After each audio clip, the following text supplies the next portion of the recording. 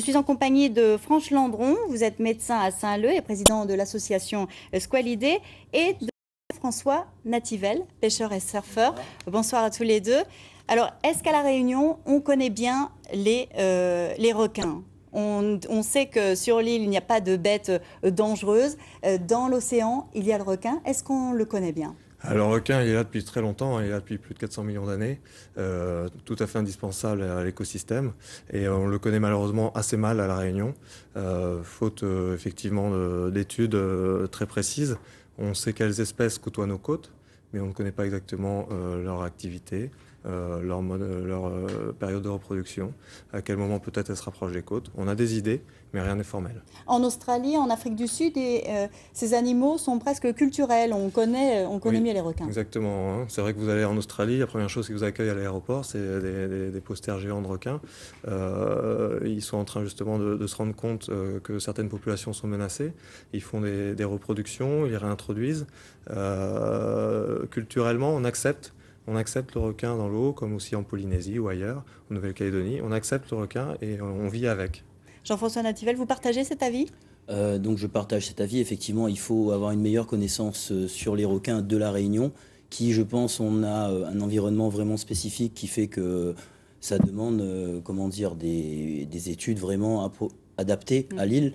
Donc il faut savoir, ceci dit, que pour étudier des requins, il faut les capturer. D'accord? Bon, moi, comment dire, j'ai été pêcheur du bulldog précédemment, il y a 3 mois, bon, pour me situer un petit peu. On n'est pas intervenu du tout pendant cette période. Beaucoup de choses se sont passées, mais ça m'a permis durant cette période, justement, quand on était vraiment un peu au plus mal, on a récupéré cette étude donc, de l'Ifremer. Et donc, dans cette étude de l'Ifremer, première chose qu'ils disent, c'est que pour étudier les requins, il faut les pêcher, les capturer et les ramener au rivage. Page 25. Donc, Bon, il y a Alors, certainement... cette étude, excusez-moi, date de, il me semble, de mémoire de 97. oui. Donc déjà, cette étude date d'il y a 14 ans. Oui. Les biomasses de requins ont énormément changé depuis cette période. Maintenant, on a des nouvelles technologies aussi qui nous permettent d'étudier les requins. Des technologies nouvelles de ces dernières années qui sont utilisées à Sydney, qui sont utilisées au Canada, qui sont utilisées aux États-Unis, qui permettent d'étudier les requins sans forcément les capturer et les tuer. Effectivement, les capturent. Ils font toutes sortes de choses et ils les relâchent. Il faudrait effectivement mieux les connaître, ça on est tous d'accord là-dessus, pour pouvoir mettre en place des systèmes de prévention. Il existe des systèmes de prévention qui marchent bien ailleurs, des filets de protection notamment. Alors je précise, parce que là, c'est vrai qu'on perd beaucoup de temps dans des débats qui n'ont pas lieu d'être. Cette étude qui, même si elle a 14 ans, payée par l'État et tout, elle indique bien que les filets ne sont pas adaptés à La Réunion. Ils ne sont pas écologiques, ils sont trop chers et ils ne sont pas adaptés au fond de La Réunion. La Réunion, il faut savoir que c'est une île où on a des fonds qui tombent très vite.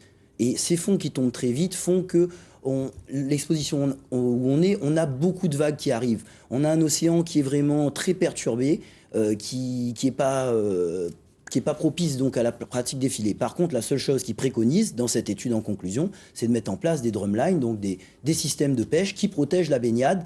Et c'est la mesure qui existe en Australie et en Afrique du Sud qui accompagne les filets. Mais ici, c'est hors de question. Depuis 14 ans, les choses ont vraiment changé, excusez-moi. Les choses ont vraiment changé. Aux Maldives en particulier, qui est un pays aussi extrêmement touristique, la pêche du requin est interdite par la loi. De plus en plus, on se rend compte que ces animaux sont indispensables par rapport à l'écologie. On n'a pas d'études sérieuses qui nous permettent de savoir quelle quantité de requins sont présentes, où elles sont, et c'est pas en les tuant qu'on arrivera comme le dernier ours des Pyrénées Canel qui a été capturé. Après, il n'y en a plus.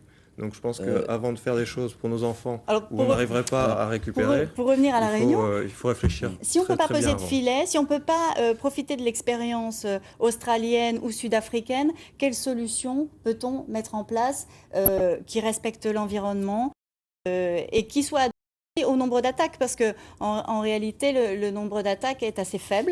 Alors est-ce qu'il faut poser un équipement très coûteux partout autour de l'île, puisque le risque est tout autour de l'île? Je crois qu'on l'a déjà dit, on peut le redire. Les règles de précaution primaires, de prévention sont celles d'éviter de fréquenter les eaux que fréquentent les requins à la suite de fortes pluies en période de troupe pour éviter les confusions alimentaires. Ces 10 dernières années, ce sont été que des surfeurs, malheureusement, qui ont payé un lourd tribut face aux requins. Toutes ces attaques auraient été évitées si les 2 ou 3 conditions simples auraient été observées. Je peux répondre à ça, hein, parce que c'est vrai que c'est un faux débat. Là, actuellement, il y a des points que je suis venu ici ce soir, c'est parce que j'entends des choses qui m'offusquent un petit peu, d'accord. À La Réunion, si ce sont des surfeurs qui sont attaqués, monsieur Landron, c'est parce que à La Réunion, on ne pratique que le surf. Il n'y a pas de baignade. Vous êtes bien d'accord avec moi? Le Réunionnais n'est pas tourné vers la mer. C'est un pédiluve. Il n'y a que Boucan et Roche-Noire. Dès qu'il y a plus d'1,50 m de vague, personne, le drapeau est orange, on ne va pas se baigner. Qui est en première ligne sur le front? Les surfeurs. On est là pour se faire bouffer. D'accord? Le jour où il n'y aura plus les surfeurs, parce que vous aurez dénigré par vos propos et par vos campagnes de vos lynchages éventuellement médiatiques. Monsieur Landron est surfeur. Monsieur Landron est surfeur, je ne l'ai jamais croisé, ça fait 25 ans que je surfe. Enfin bon. Donc, moi, je veux vous dire juste une chose, c'est que La Réunion, d'accord, on est dans une très mauvaise situation, ça c'est mon analyse, d'accord? Parce que actuellement, je peux vous dire que les touristes qui sont dans les agences de voyage, quand ils sont en France et qu'ils ont à choisir entre la Guadeloupe, la Réunion ou, je sais pas, le Maroc ou autre, ils regardent, ils voient qu'il y a le risque d'arriver ici et d'avoir une semaine d'interdiction de baignade. Est-ce qu'il faut plus informer finalement les personnes? Alors, les systèmes de protection seraient lourds et peut-être coûteux à installer, mal adaptés à La Réunion. On a parlé de conditions spéciales, la tombée de la nuit, les sorties de ravines, l'eau trouble. Est-ce que ça, ce sont des mesures qui sont faciles?